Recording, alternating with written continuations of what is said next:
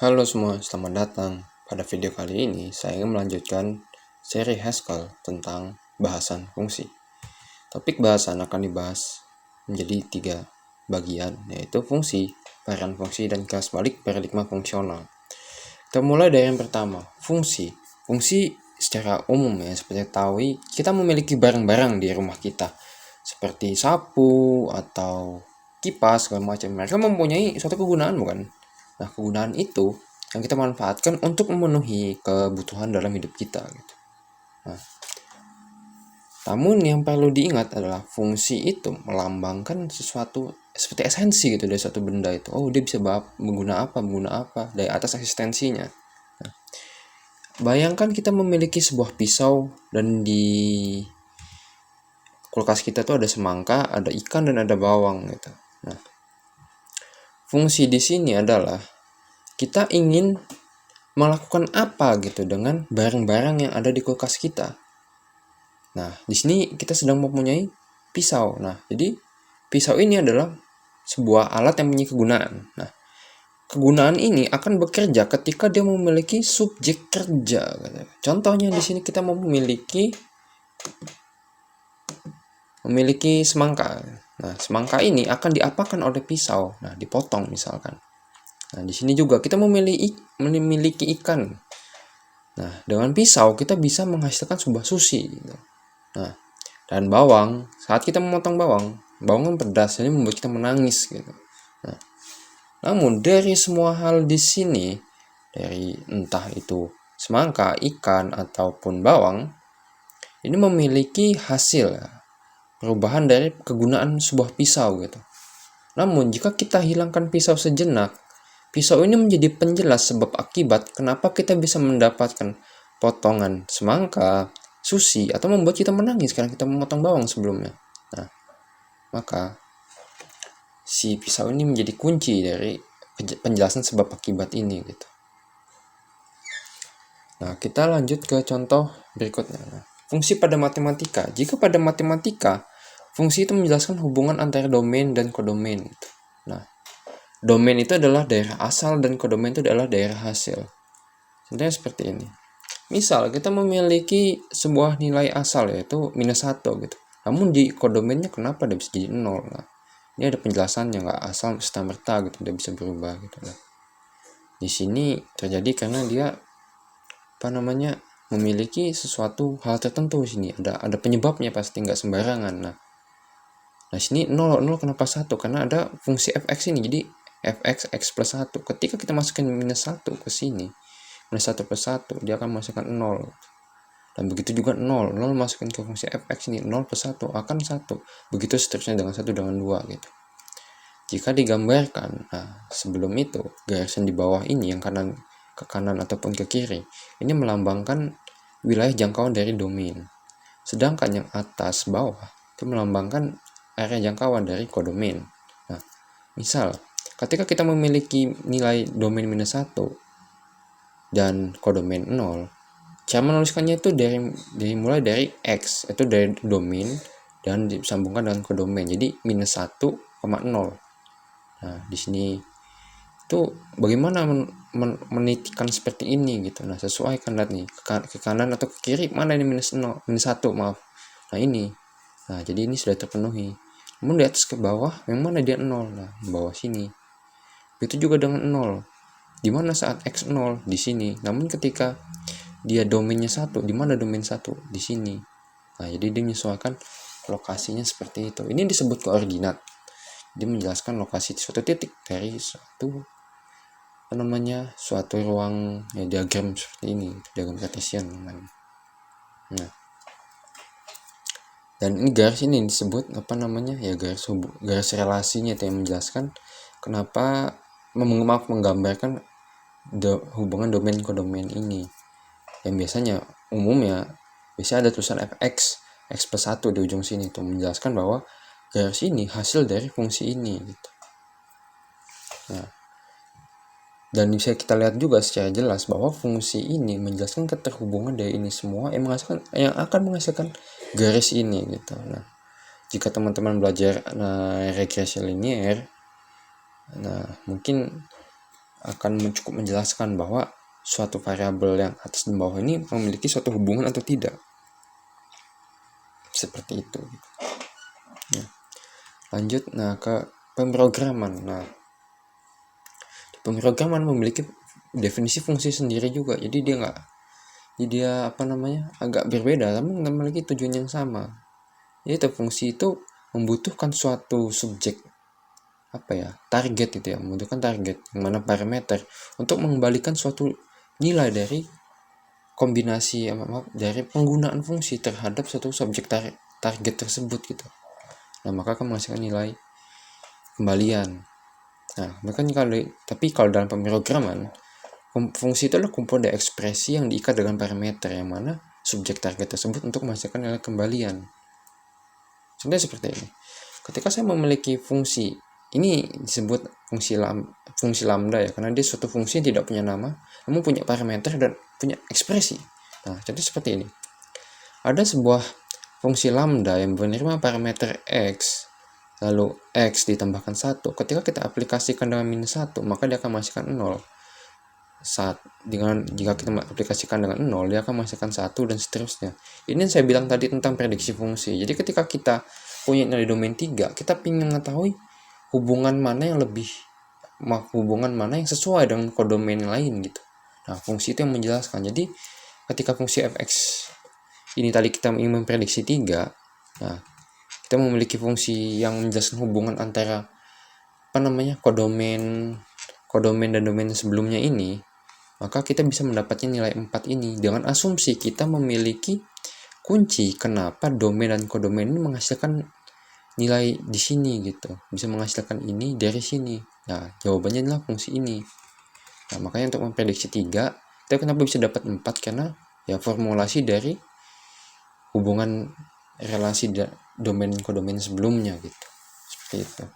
Nah, tujuan kita tuh membuat fungsi apa sih? Tujuan kita adalah untuk membentuk suatu tujuan tuh. Dari nilai asal, dari nilai yang mau kita masuk entah 1, entah 2, entah 3. Namun secara umum kita memerlukan untuk apa kita menghasilkan nilai tersebut. Nah, tujuan itu yang kita pengen untuk dijalankan oleh komputer. Jadi kita membuat suatu program itu memberikan suatu arti atau tujuan kepada komputer. Karena pada umumnya komputer itu kita saat beli memang ada sistem operasinya, namun ketika kita buang, sepertilah komputer saat dari pabriknya belum diisi apa-apa. Nah, dengan kita membeli sistem operasi itu memberikan kita ruang gitu. Jadi sistem operasi itu sebagai jembatan untuk kita memberi arti ke komputer itu. Jadi eksistensi komputer ini ada, dan kita sebagai programmer memberi esensi agar komputer bisa bekerja selayaknya yang kita inginkan gitu. Ya, misalkan membuat fungsi rumus segitiga pada program. Nah, varian fungsi. Nah, fungsi ini nggak hanya satu bentuk, dia ada banyak bentuk. Namun kita bahas mulai dari satu. Nah, ada 4 jenis varian fungsi, yaitu fungsi bernama tanpa nama yang sempat kita bahas tadi saat ada parameter x tambah x plus 1, lalu ada fungsi pencocokan pola dan fungsi pembatas. Kita mulai dari yang pertama. Fungsi bernama. Fungsi ini punya nama. Jadi kenapa fungsi itu punya nama? Agar bisa dipanggil gitu. Agar kita ya seperti orang, dan ya kalau di jaringan komputer itu punya IP. Jadi kita bisa memanggil itu untuk berkomunikasi. Jadi ketika kita memberikan nilai ke suatu fungsi, kita mendapat respon balik gitu. Begitu juga di jaringan kan, ketika kita nge-ping suatu alamat, kita kan akan dapat balasan TTL berapa gitu. Begitu juga kita dengan memanggil orang, orangnya datang. Kalau nggak datang nggak dengeran gitu. Kan ada kemungkinan seperti itu. Nah, ini seperti ini. Nah, untuk mendefinisikan fungsi bernama, kita jelas perlu mendefinisikan fungsinya. Lalu tipe parameternya apa yang akan diterima. Misalkan string di sini dia akan diteruskan ke sini gitu. Nah, parameter ini apa sih? Parameter ini adalah suatu tempat untuk ketika kita ingin memberikan nilai alasan ke sini, nilai aplikasi fungsi ke fungsi sini untuk diteruskan ke dalam tubuh fungsi. Jadi misalkan kita memanggil nama fungsi string Vina gitu, maka dia akan meneruskan isi string Vina tersebut ke sini. Parameternya akan diganti dengan string Vina tersebut gitu. Nah, gitu. Nah, string ini tipe datanya. Dan kenapa IO tanda kurung ini? Karena saya memanggil fungsi put strlen ini gitu. Yang mana ini akan menjadi nilai kembalian. Nah, jadi tipe ini adalah tipe kembalian dari fungsi yang saya jalankan.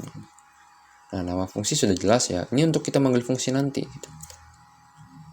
Ini tipenya dan ini isinya gitu. Jadi fungsi itu akan yang balikin nilai dari sini, dari apa yang dilakukan di dalam fungsi tersebut. Parameter akan memasukkan ke dalam ini lalu mengembalikan suatu nilai. Nah, kalau di sini contohnya nilai bertipe IO. Nah, ini contoh penggunaan fungsi ya. Nah, kita sudah mendefinisikan tadi fungsi, nama fungsi gitu. Lalu kita ingin memanggil fungsi tersebut gitu. Nah, kita memanggilnya dengan menyebut namanya ini, nama fungsi, lalu memberikan argumen. Argumen ini akan diteruskan ke dalam parameter ini. Jadi isi parameter akan mencetak gitu.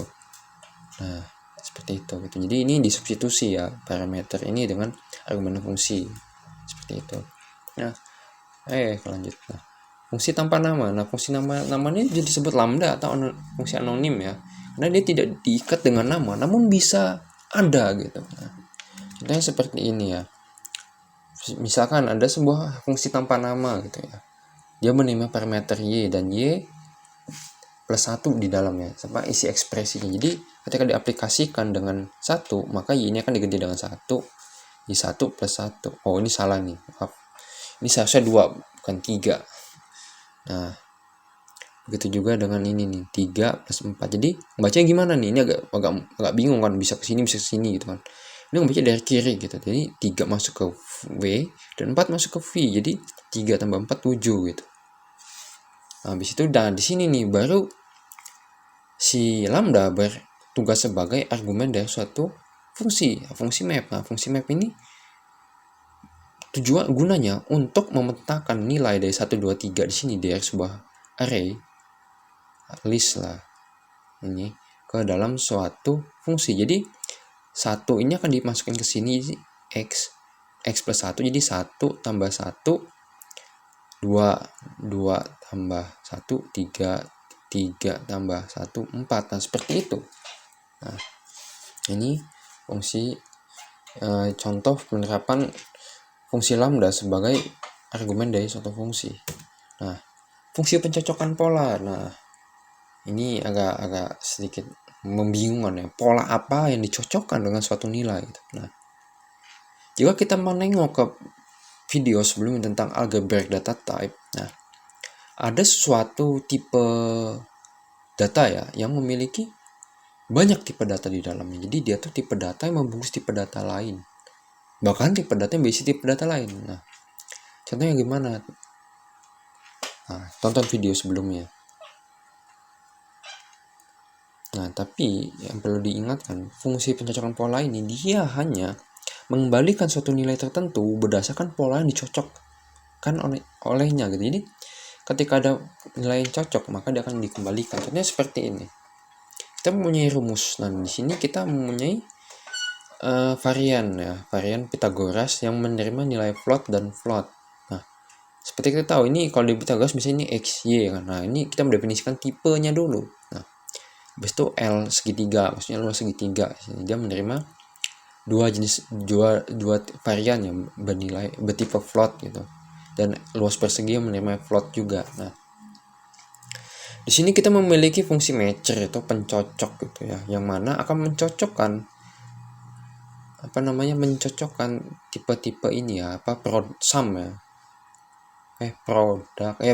ya ini. Ini tipe produk dari rumus. Nah, jadi ketika dia Pythagoras dia akan menjalankan fungsi apa, ketika dia log segitiga dia akan menjalankan ekspresi ya, isi fungsi apa gitu. Nah, misalkan karena L persegi tidak diimplementasikan jadi dikembalikannya 0 gitu. Ini disebut ini sebenarnya untuk menerima nilai default gitu. Nilai yang ada didefinisikan di sini bakal dibuang ke sini gitu. Jadi nggak ada ceritanya bahwa di sini nggak ada yang tercocokkan gitu. Jadi semua itu dibaca. Kalau nggak ada yang sesuai, dimasukkan ke sini. Di sini kita bisa lihat ya, dia kembalikannya float gitu. Jadi ketika kita cocokkan polanya, dia akan membaca si tipe-tipe varian dari produk tersebut, yang mana di sini dibagi dengan X dan Y gitu. Nah, X masuk ke sini dan Y masuk ke sini, jadi dikuadratkan lalu ditambah gitu. Namun dengan segitiga dia memiliki isi ekspresi yang berbeda gitu. Nah, ini juga yang disebut monad kalau salah. Nah, itu akan dibahas di video lain. Nah, ketika dia memiliki pola L segitiga, penambah produk L segitiga, dia akan menjadikan suatu ekspresi yang berbeda, yang mana alas kali tinggi ya, bagi 2. Nah, ini untuk L segitiga. Namun ketika dia los persegi, yang mana float itu ya, dia bakal memberi 0 karena nggak diimplementasikan, nggak dibikin dia rumus los segitiga di bagian sini. Nah, kita contoh praktek saja. Jangan dibesarkan dulu. Ini dibesarkan.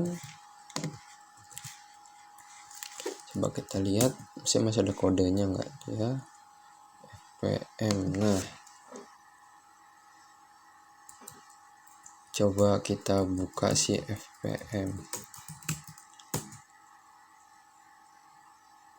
Nah, kebetulan kita praktek langsung ya di sini. Besarkan dulu, ini ada GHCI, di situ FPM.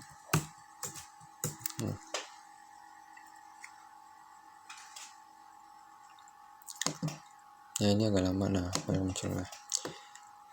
Di sini kita sudah cukup jelas ya memiliki fungsi matcher, tapi untuk memastikannya kita lihat dulu apakah sudah termohon. Nah, sudah ya, kita memiliki suatu fungsi yang akan menerima parameter betipe rumus dan akan menilaikan nilai float. Nah, dan sini kita punya definisi tipe rumus yang sudah dibahas tadi. Nah, kita buat suatu contoh, misalkan suatu variabel X gitu yang berisikan Pitagoras yang memiliki varian 5 dan 6 gitu. Jadi kita lihat tipenya X adalah bagian dari rumus. Lalu kita membuat juga lagi variabel Y yang mana dia akan berproduk L segitiga.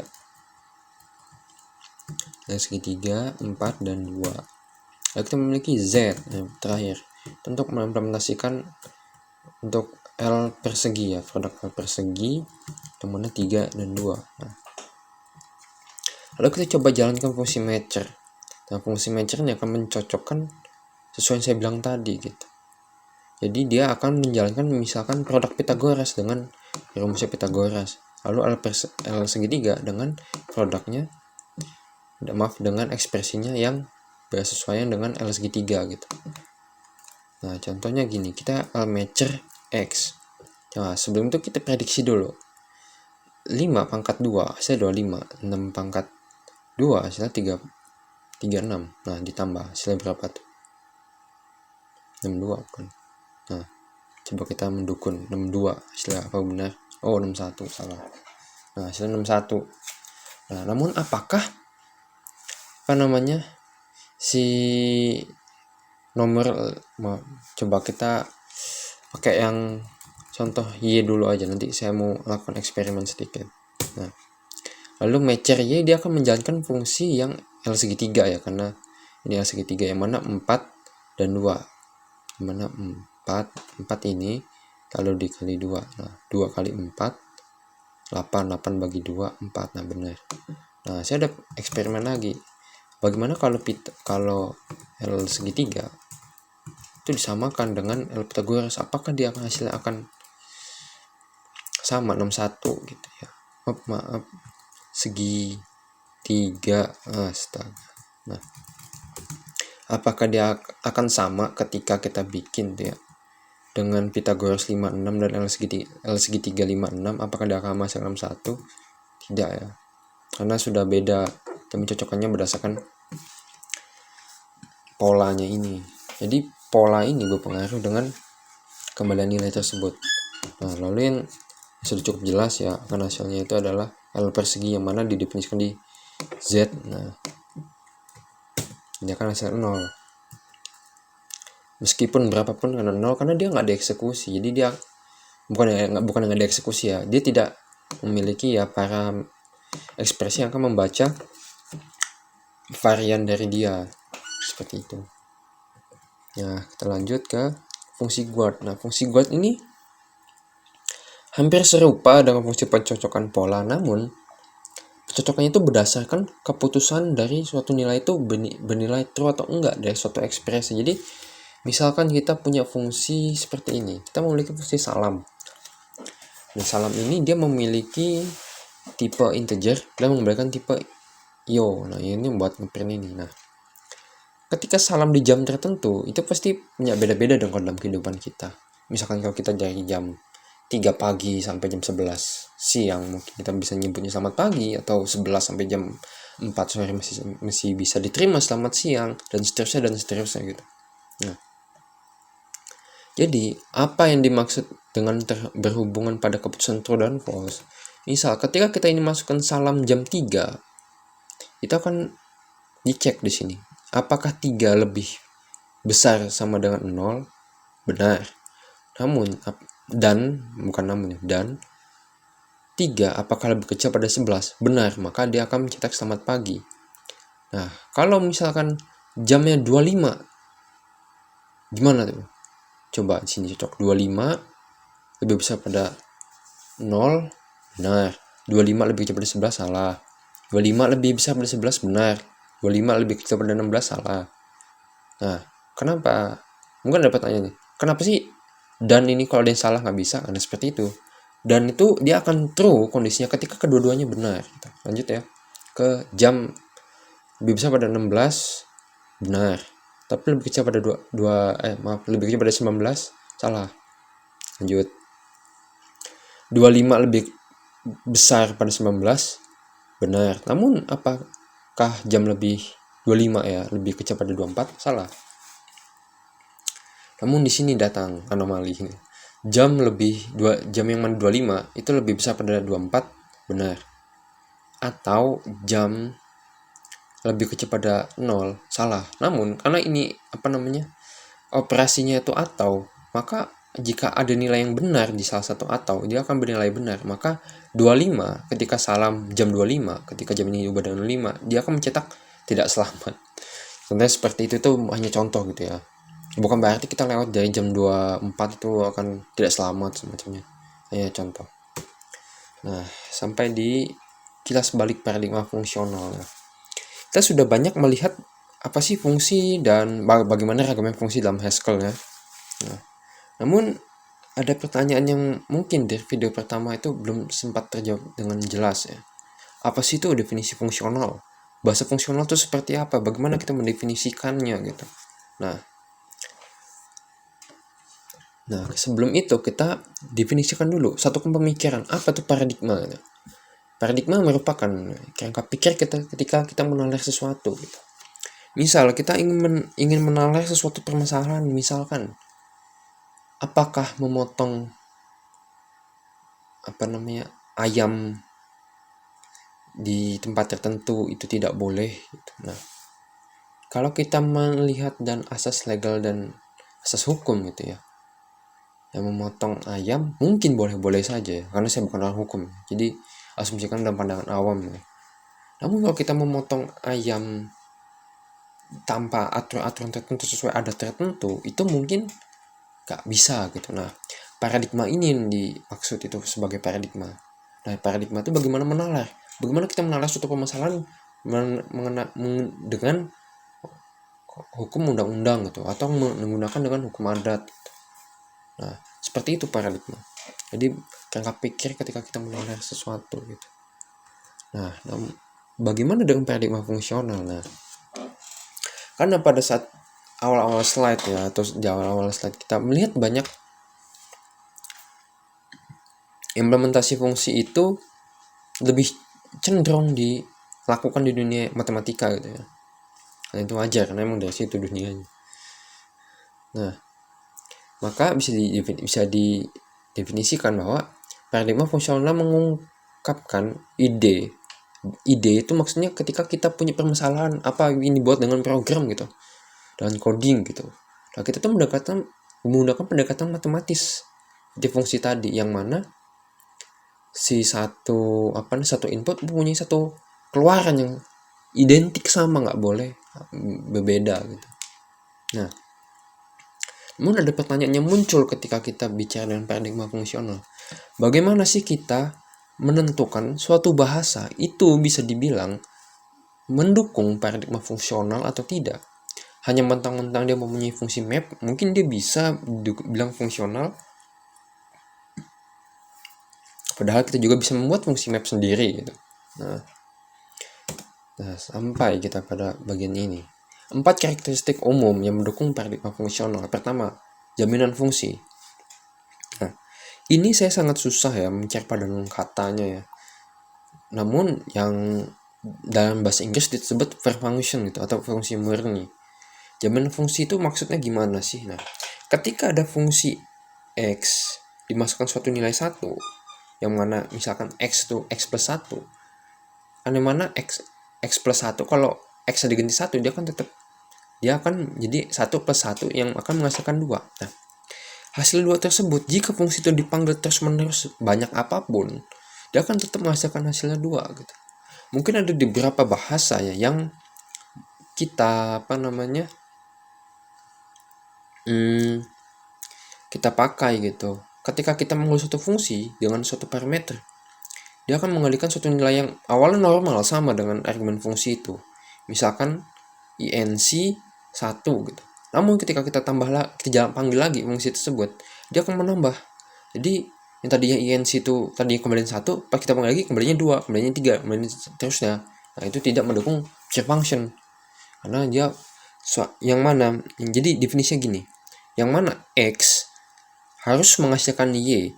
Jika dia bukan X, maka tidak boleh menghasilkan Y gitu. Seperti itu. Jadi memang agak mengecoh ya kalau kita membaca definisi di mana-mana gitu, yang contohnya Wikipedia gitu, yang mendefinisikan seperti ini.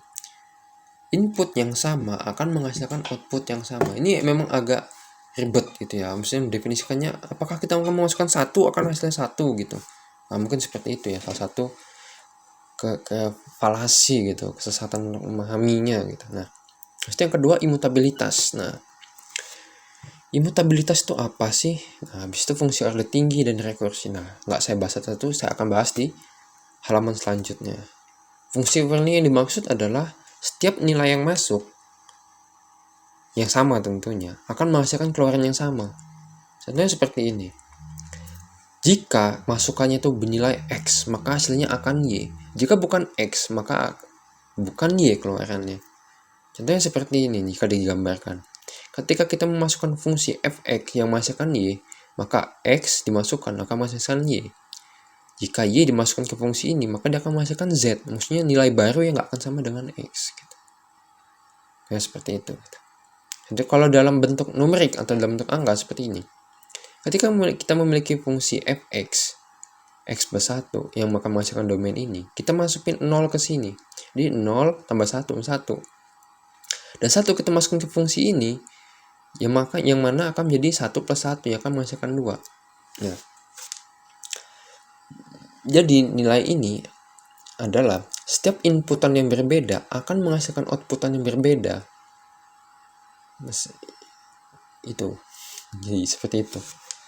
Jadi ketika kita masukkan 0, dia akan, pokoknya gimana ya, suatu inputan yang ini akan memiliki keluaran yang sama gitu. Seperti itu. Nah, di sini contohnya ada fungsi main yang mana x plus 1. Ketika kita panggil main 2, dia akan menghasilkan 3 karena x diganti 2 plus 1 jadi 3. Begitu juga dengan main. Selanjutnya ketika kita panggil main 2, dia akan menghasilkan 3. Namun ketika kita main 1, dia akan menghasilkan 2. Nah, di sini ini disebut pure function, yang mana jaminan fungsi ketika ada diberi suatu inputan 1 atau semacamnya, dia akan tetap menghasilkan nilai yang sama, nggak berubah meskipun kita panggil sebanyak apapun gitu. Itu disebut pure function.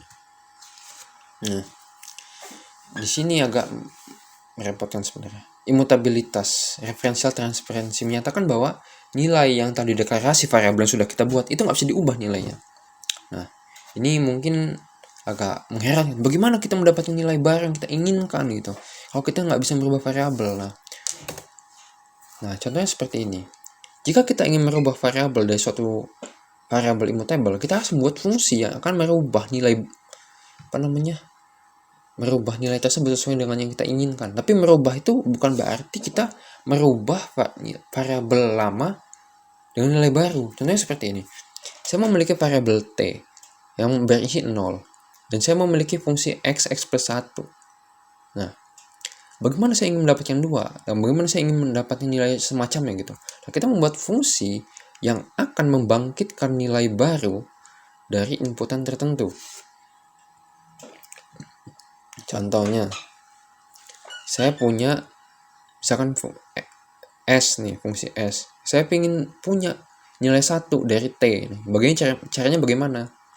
Caranya dengan implementasikan dengan aplikasikan si T ini ke S gitu. Jadi X plus 1, T ini 0, maka 0 plus 1, maka saya akan mendapatkan 1 gitu.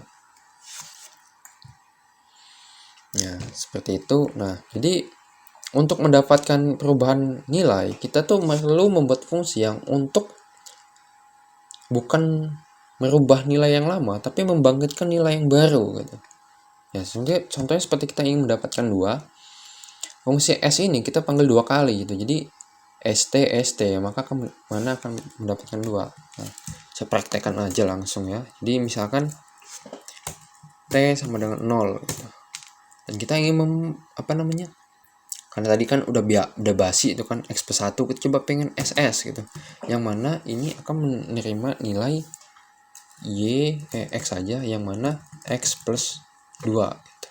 Nah, dan lalu S X, ya coba 1 aja deh. Nah, bagaimana sih mendapatkan nilai 2 gitu. Jadi caranya dengan membuat fungsi, memanggil fungsi ini yang mana akan membuat fungsi ini menghasilkan nilai yang kita inginkan, yang mana 2 gitu. Jadi ST maka akan mendapatkan 2. Namun bagaimana kita ingin mendapatkan 4, 6, dan 8 gitu.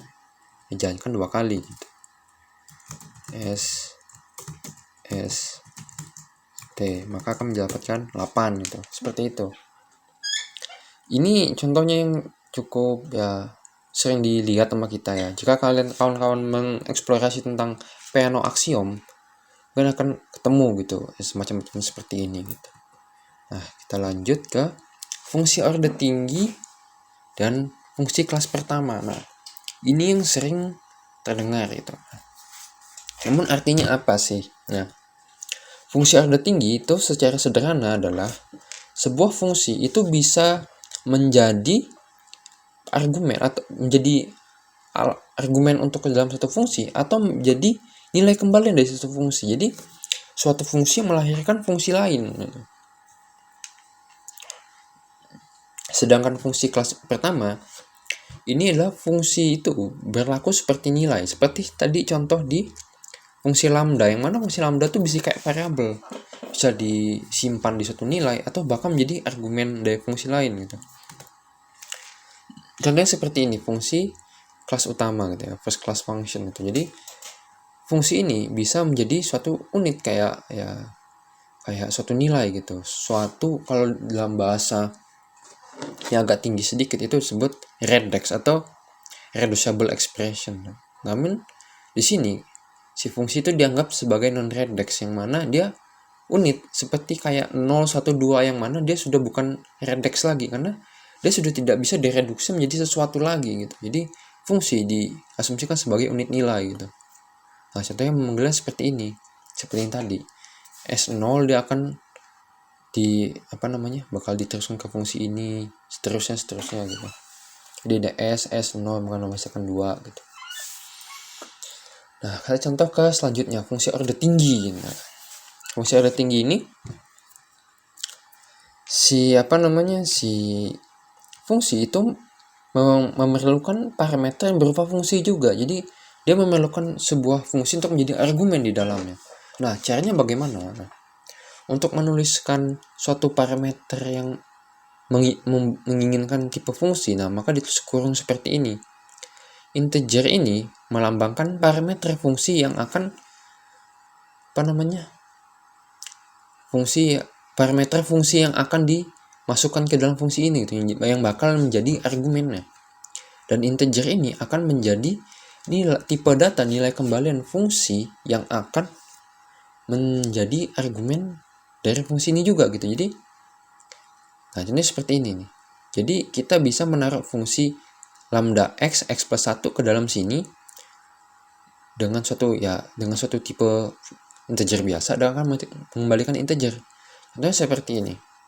Saya memiliki fungsi st yang mana st itu menambah satu derajat ya. Jadi yang tadinya 0 jadi 1, yang tadinya 2 jadi 3 gitu. Nah, di sini bisa kelihatan tuh jadi st. Nah, namun di sini kita ingin membuktikan apakah SST seperti ini akan dihasilkan oleh twin st ini gitu.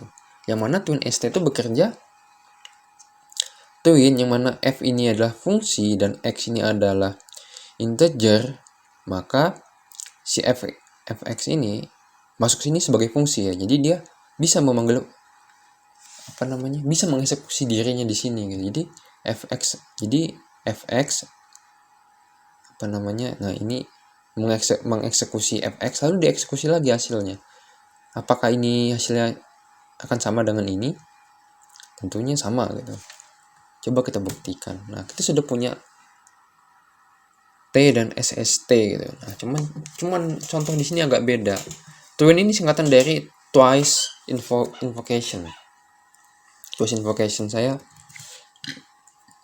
agak definisikan sendiri itu. Jadi kita misalkan memiliki, coba sebelum itu kita ketahui dulu tipe SS itu apa.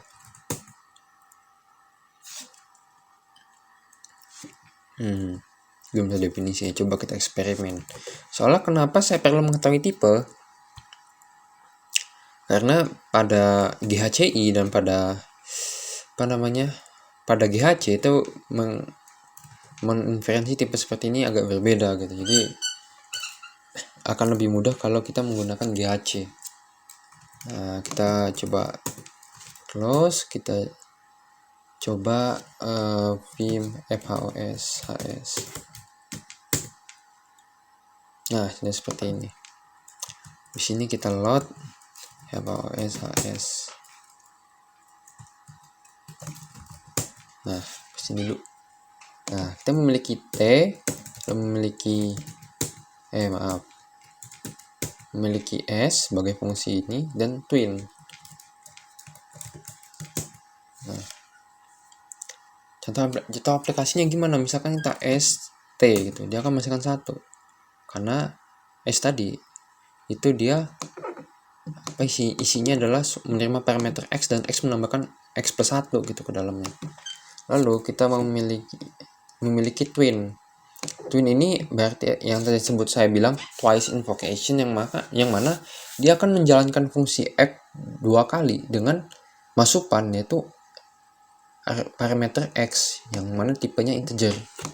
Nah, contohnya kita jalankan dulu si S ini 2 kali SST menghasilkan 2. Habis itu ini kita buktikan bahwa twin S itu dia akan menjalankan S itu sebanyak 2 kali. Apakah dia benar? Coba. Benar. Coba bentar, saya ada kesalahan di sini. Itu coba ini dikurung saja deh. Nah. Kenapa dia salah? Karena saya naruh 1 di situ, saya set T. Maka hasilnya akan true gitu. Kenapa? Karena ketika ST pada akan menghasilkan 2 dan twin ST maka dia akan menghasilkan 2 karena dia dipanggil 2 kali di sini. Nah, seperti itu. Kita lanjut ke rekursi. Nah, selain ini yang fitur yang cukup bagus sebenarnya rekursi ini. Karena kita bisa memanggil fungsi kita di dalam diri kita sendiri gitu. Jadi kita bisa membuat rekursi. Kita bisa membuat perulangan tanpa perlu for loop gitu. Namun perlu ada diingat, rekursi itu harus memiliki titik batas. Ketika dia tidak memiliki titik batas, dia akan memanggil dirinya terus sampai si komputer penyangga ini itu mati atau kehabisan sumber daya atau kita matikan sendiri gitu. Seperti seperti itu. Dan seperti ini. Nah, ini agak repot ya. Ini kita memiliki fungsi VIP, yang mana VIP ini akan mencocokkan jika dia ada parameter pertamanya 0, argumennya pertamanya 0, dan yang keduanya, yang ke B-nya ini dia bebas ya, tidak diikat gitu, maka dia akan membalikan B. Namun ketika dia A, namun B-nya itu 0, maka dia akan membalikan 0. Nah, ini salah satu contoh fungsi pencocokan pola ya. Jadi ketika dia suatu parameter bernilai berpola apa, misalkan 0 gitu, dan sebelah itu tidak dipolakan, itu bebas, dia akan mengembalikan apa. Lalu A ini ketika dipolakan dengan 0, dia akan membalikan apa gitu, seterusnya. Nah, jika dalam rekursi ini kita sebut fungsi pembatas. Kenapa fungsi pembatas? Karena bagian ini adalah bagian yang tidak memanggil diri dia sendiri dan menghentikan perulangan dari pemanggilan diri tersebut. Karena rekursi itu dia akan memanggil fungsi itu sebanyak terus-terusan. Nah, contohnya seperti ini. Di fungsi yang if AB yang tanpa ada pembatasan 0 seperti ini, dia memanggil if FIB lagi, yang mana dengan parameter yang sudah tereduksi. Maksudnya tereduksi ini sudah modifikasi gitu. Jadi kenapa argumen ini dimodifikasi ya, maaf, bukan parameter tadi. Itu dia akan, kenapa dimodifikasi? Karena dia harus bergerak mendekati atau menjauhi basis dia, yang mana parameter pertama, argumen pertama ini dia 0. Makanya saya kurangi ini A kurang 1. Maka sampai A ini 0, maka dia akan mencapai si basis ini gitu, yang mana B, kembalikan nilai B. Nah, nilai B itu posisinya di mana? Parameter kedua. Parameter kedua itu nilainya apa sih? Nah, ini B dikali A gitu. Nah, jadi sebelum dia ini 0 ataupun B-nya ini bernilai 0, dia akan terus memanggil fungsi ini terus. Jadi A dikurang 1, lalu B dikali A, lalu ini diteruskan ke diri dia lagi, memanggil VIP lagi. Terus seperti itu. Jadi sampai ke kondisi ini 0. Nah, makanya ini disebut basis karena rekursi itu berulang, yang mana ini disebut recurrence ya, hingga mencapai basis tertentu gitu. Jadi ada batasnya, titik berhentinya gitu. Nah, di sini ada contohnya FIB 51. Nah, di sini kita bisa frasa aja ya. Sini 5 masuk ke sini dan 1 masuk ke sini. Nah, kita aplikasikan ke sini. Pertama kita membaca VIP gitu ya. Nah, fungsi VIP ini. Nah, 5 ini masuk ke sini, 5 kurang 1, 4. Lalu B, yang mana ini 1, B dikali dengan 5 gitu. Yang kan hasilnya 5 di sini. Lalu kita manggil VIP lagi. Namun VIP ini karena ini dikurang 1 dan ini udah berubah jadi 5. Nah, ini berubah. Jadi di sini 4, di sini 5. Si 4 dikurang 1, maka dia akan menghasilkan 3. Si 4 dikali 5, 20. Manggil VIP lagi terus ke sini. Nah, A di sini 3, di sini 20. Nah, di sini 3 kurang 1, 2. Di sini 3 kali 20, 60. Jadi terus lagi di sini. Di sini itu kan tadi 2 ya. 2 dan 60. Di sini masuk 2. 2 kurang 1, 1. Di sini 60 dikali 2, 2. Terus lagi yang baca sini. 1, 120. Di sini 1 dikurang 0. 1 dikurang 1, 0. Habis itu 1 dikali 120. 120. Habis itu dia mau manggil VIP lagi. Namun VIP ini menyocokkan lagi nilai di sini. Apakah si A1 ini 0, balikin B gitu. Namun kalau kondisi tidak memenuhi, misalkan ini VIP ini 2, dia pada dasarnya akan membaca semua basis ini dulu, baru dia membaca recurrence. Kenapa seperti itu, Mas? Nah, karena basis itu yang dibaca pertama karena dia akan menghentikan program tersebut. Kalau yang dibaca recurrence terlebih dahulu, kita nggak akan membaca basisnya karena VIP ini akan sibuk membaca diri dia sendiri.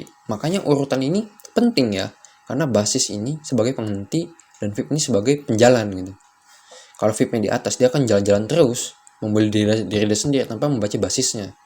Nah, seperti itu. Recursive, urutan itu juga penting.